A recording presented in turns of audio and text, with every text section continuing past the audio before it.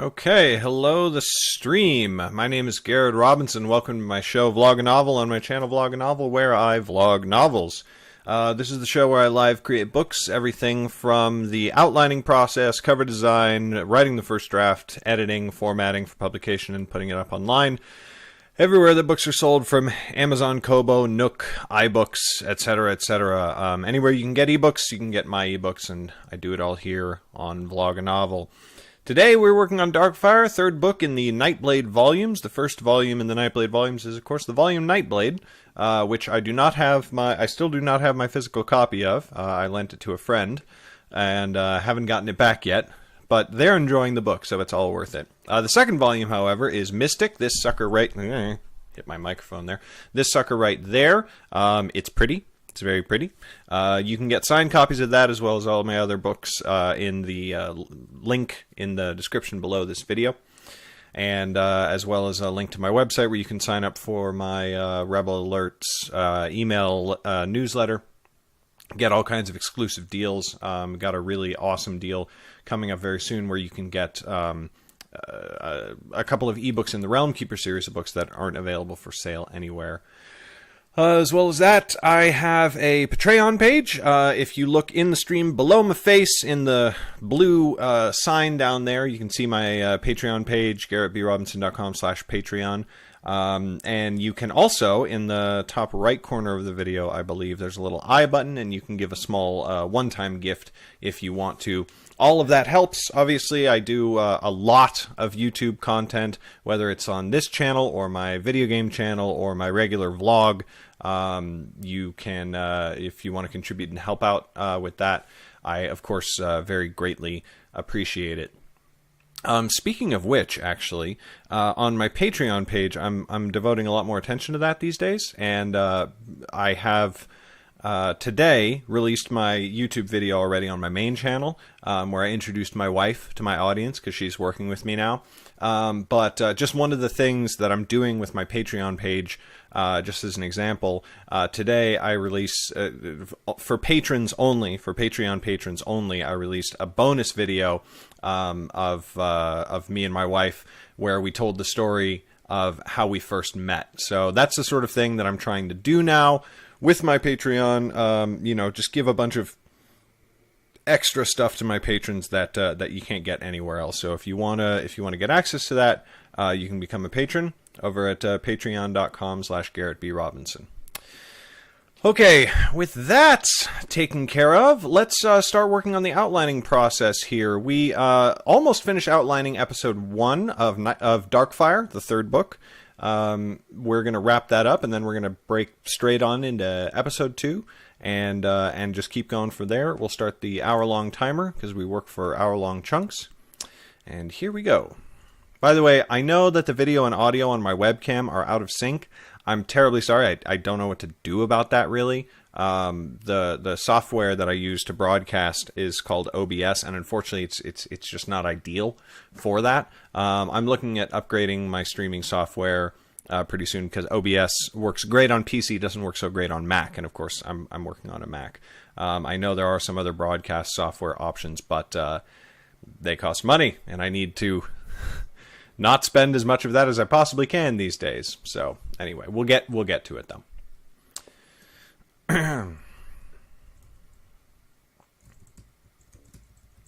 So I decided to make a small change to the work that we did yesterday.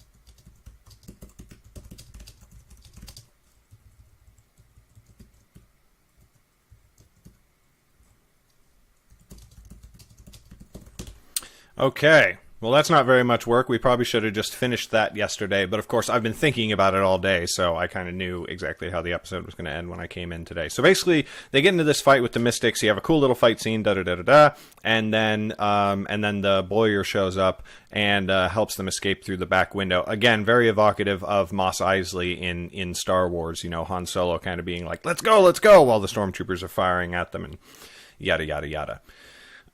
So, yesterday, I had you guys help me out with names for the town that they go to, and currently the best candidate that I have is, what was it, Strappa, I think it was? Yeah, Strappa, which I kind of like. More suggestions are totally welcome, and again, I can't promise that I'll take any suggestions, I'll just take them into consideration. Now, though, I want a name for the Bowyer, and if people want to suggest names, that's fine. I'm probably going to do some research and look around for some names on my own, but of course, names are always totally welcome. So if you want to suggest a name, he's a guy who makes bows and arrows and whatnot, and he's an ex-soldier, you know, who kind of settled down, and he misses the excitement of a more adventurous life, but he basically doesn't like working for other people. So he misses adventure, but he's not really a team player. Baz the Jokester says, "Ayo." What's up, Baz? So I want a name for this guy. Anything that evokes, like, you know, sort of a wanderer or a nomadic guy or a warrior, an archer, or something like that would be good. Yeah. And he's a very Han Solo type of character. And that just about does it for episode 1. So we'll delete the episode 1 paragraph from there, because we still have it over here. Now we're going to expand the episode 2 paragraph before we stick it in and start working on the episode 2 chapters. I got the idea for this character. How the fuck do you pronounce Bowyer?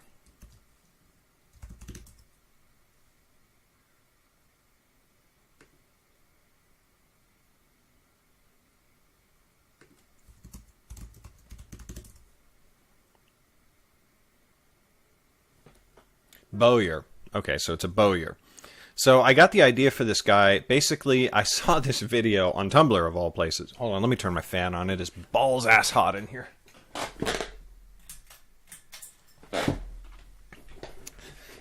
So I saw this video on Tumblr of this guy who is an expert archer. And when you say expert archer, it's difficult to understand exactly how badass this guy is until you see him in action. He apparently was already like a world champion archer, and then he spent years and years and years researching old time archery, like how they actually did it back in the day. And he thinks that he dispelled a bunch of myths of how archery has worked throughout the ages. For example, it's very common to see people in movies and whatnot where they take the bow, and if the bow, if you're holding the bow like this, to put the arrow on this side, if you draw with your right hand, right, so that it's on the other side. But that means that you have to do the arrow like up and over your bow so that you can fire it. And apparently this is the norm. Well, according to him, according to like old texts and old paintings and pictures and whatnot, it went on the other side, which it is harder to aim accurately that way. But once you learn how to aim accurately that way, you can hit any target that you want to, and it makes you very fast because you don't have to. It's less motion in moving the arrow. So this guy can do the craziest shots with a bow. It's insane. Like, hopefully you've seen Lord of the Rings and you've seen Legolas firing his bow and like firing like an arrow every like couple of seconds.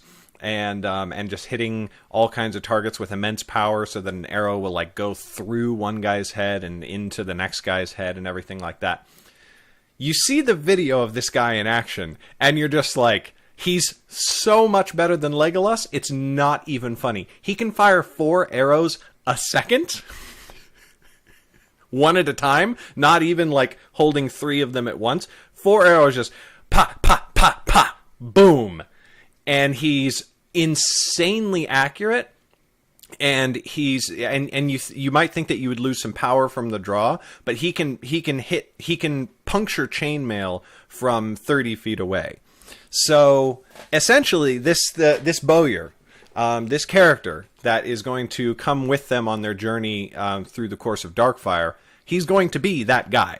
He's going to be just essentially the most insane archer ever. Way beyond the ken of anything that you can easily imagine that you've ever seen in books or films. Yeah. So there you go. And I want to have sort of a running theme in this universe, not just in the Nightblade series, but in the universe, because the Nightblade series is just a precursor to a much larger epic fantasy saga. But I like the idea, and this is an idea you see very commonly in a lot of Japanese folklore and cinema and anime and manga, is these people who are the best in the world at what they do, but they don't really commit to the good guys or the bad guys. They don't have some tremendous purpose in life. In other words, these guys aren't the heroes of stories. They are side characters.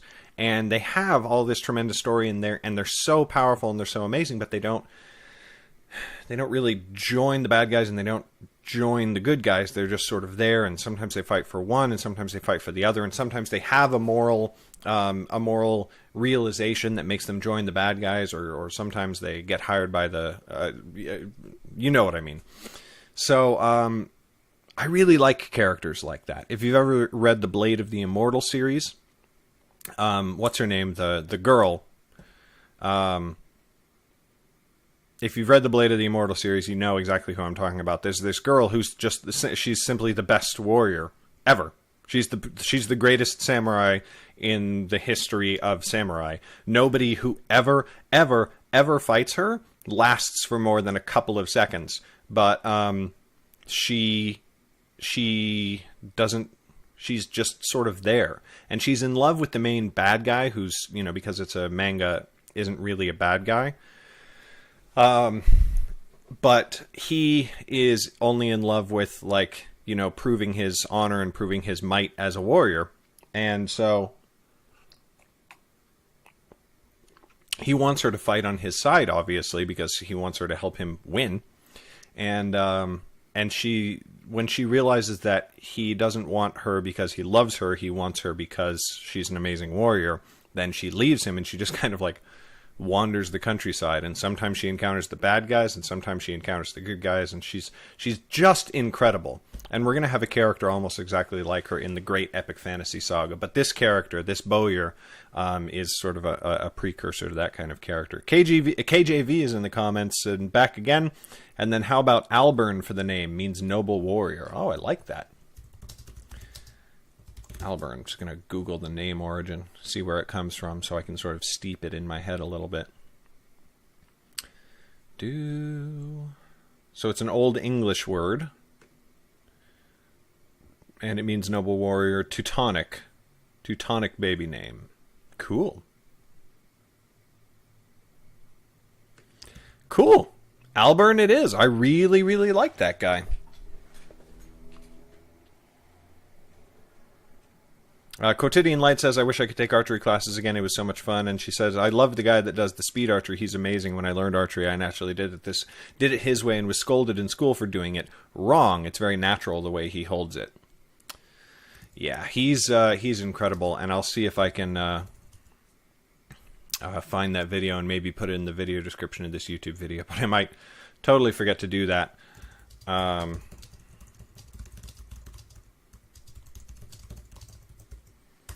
Because I'm so tired, you guys. I'm so tired. I was up all night. I napped for 2 hours this morning, and I'm sort of running on fumes because I'm trying to finish my next book. My next book that I'm writing with Sean. So, dooby-dooby-doo. But we're still doing Vloganovel. We're keeping going at it. Okay, let's add Alburn to our characters.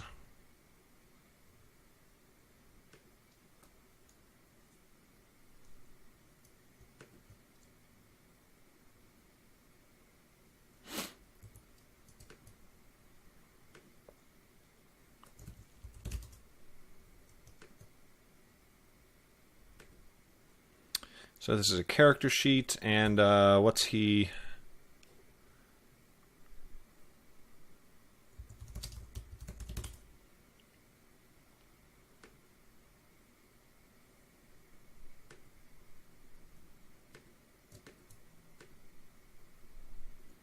We're just going to stick in a little character image for him here.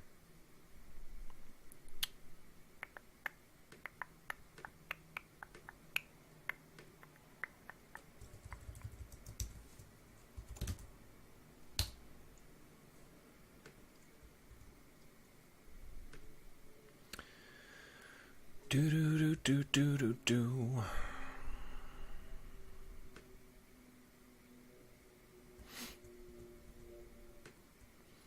And he looks like, funnily enough,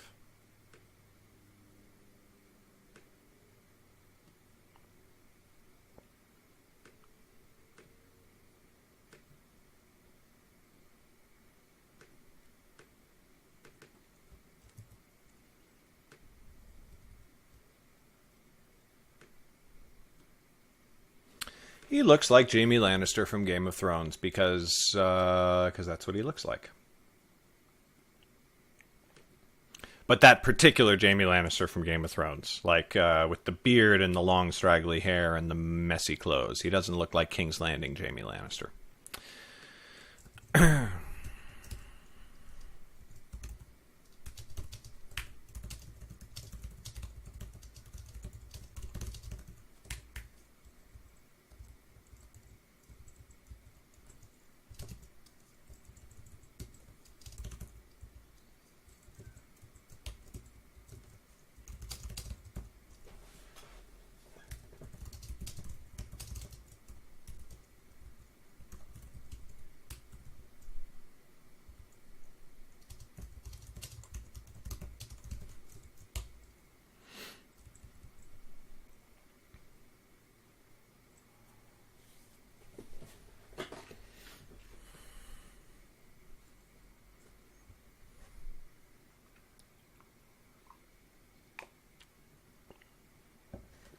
All right, so we got to fill in some more on this episode 2 paragraph, obviously.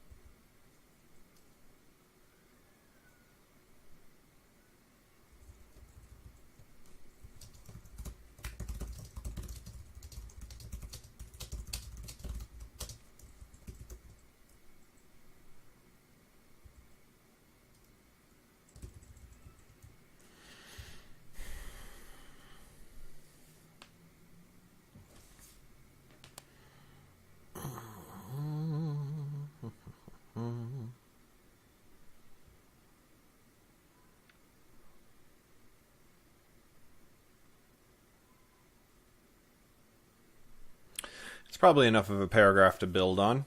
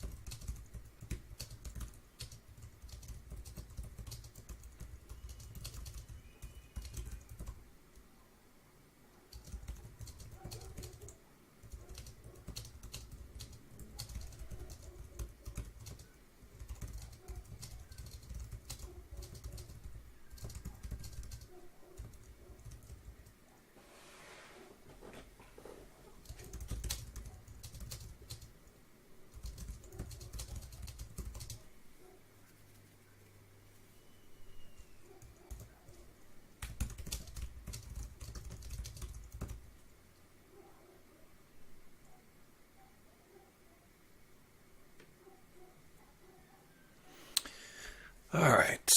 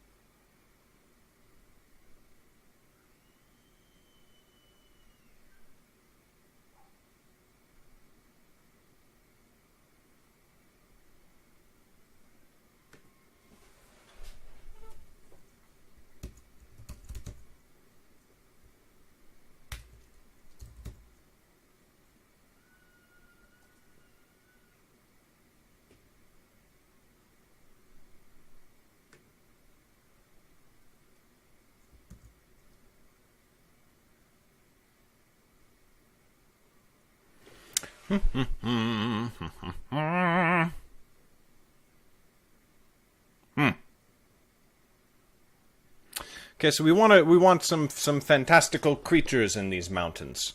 Um,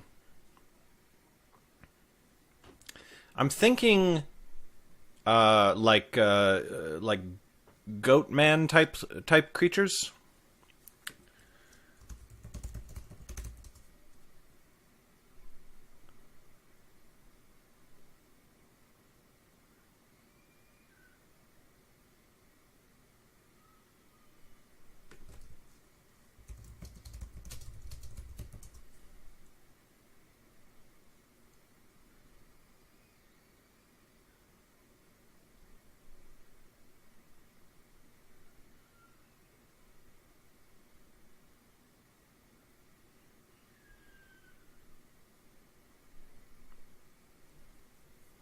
I thought there was another word for satyr.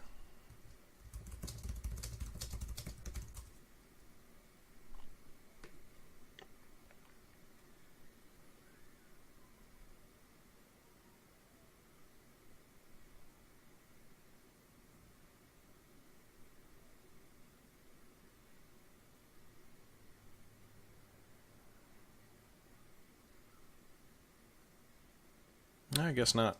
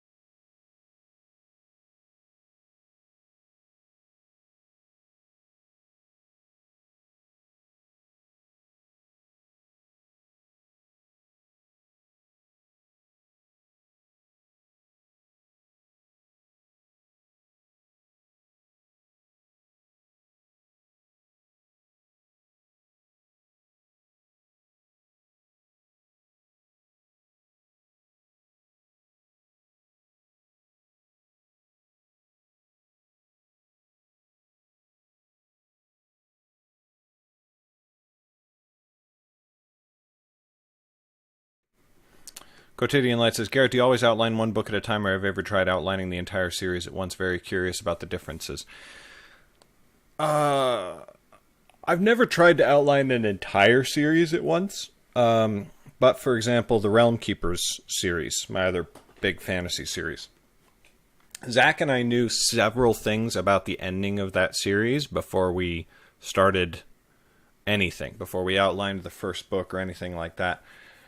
I don't know if I could outline an entire series before I wrote any of it, because I'm all for planning ahead of time and everything like that, but I think that during the course of writing a single book, you make so many discoveries that you need to let that inform the rest of the series, you know?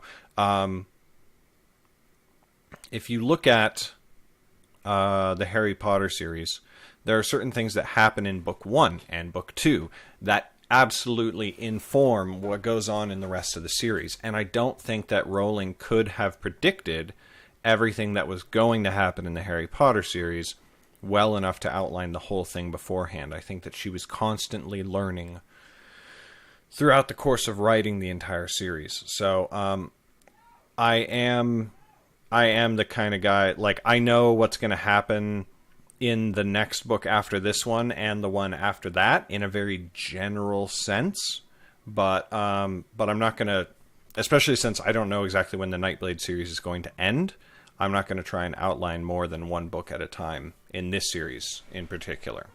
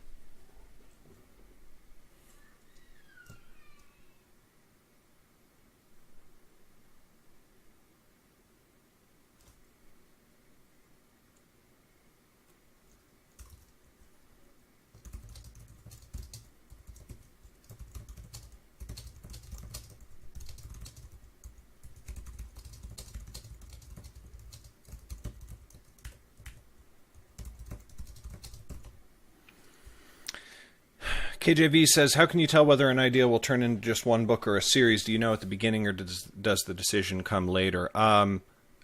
Usually I know at the beginning. Nightblade was a series right off the bat.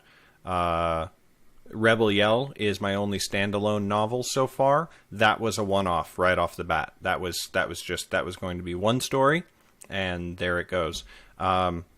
Unfortunately, sometimes though, well, for example, like what I consider one of my great failings as an author is that I wrote a book called Non-Zombie, and then Non-Zombie 2, which Non-Zombie 2 had a little bit of a cliffhanger ending. It definitely was like, okay, wait till Non-Zombie 3 comes out. I have no story for Non-Zombie 3. I don't know what's going to happen after that. And it was really only the second thing that I ever wrote. So if I'd thought ahead just a little bit more back then I would have taken those two stories, combined them, and finished them rather than leaving an open ending. And in fact, maybe I should just go and do that, and have that be a complete work so that people will stop asking me for the third one. Because I have no story for number 3. None. I don't know. I have nothing. Don't know what's going to happen. So, anyway, after that, I kind of learned to tell whether an idea had series potential or was a standalone.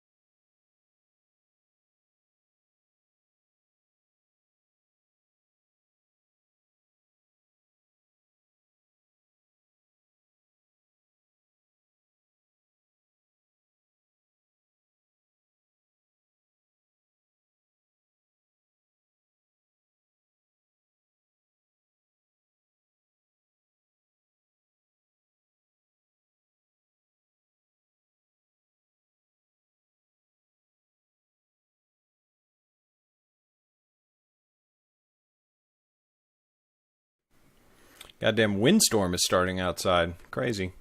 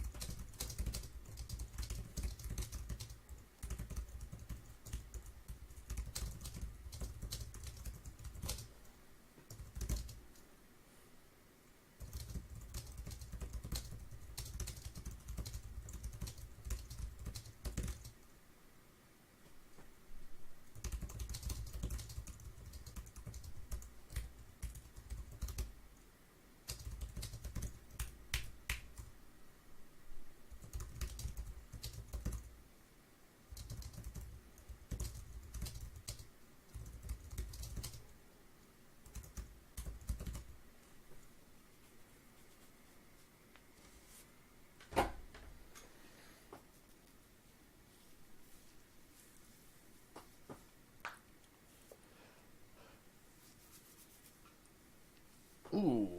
Oh, good.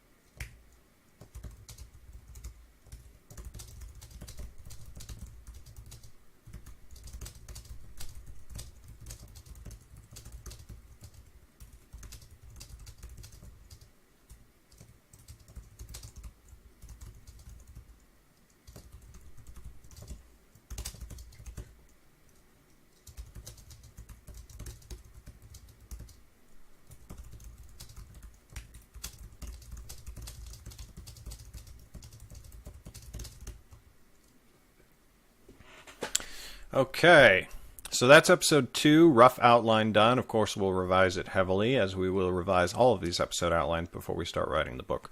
But with only 4 minutes left, I have got to go help my wife, because I've been trying to keep it off of the microphone, but my kids have been going absolutely berserk pretty much ever since they got home. So, thank you very much for tuning in for the live show. If you did tune in for the live show, thank you to everybody who tuned in with your live comments, Cortidian Light, KJV, who else was in there? And Baz the Jokester. You guys are awesome. It's been good to write with you. I'm Garrett Robinson. I'll be doing one of these every single day, well, every single weekday, and hopefully on the weekends, but I won't commit to that necessarily. We're going to keep rolling. We're going to keep rolling on Darkfire and try to get it done, but done in April. So stick around and we'll see if we can actually do it.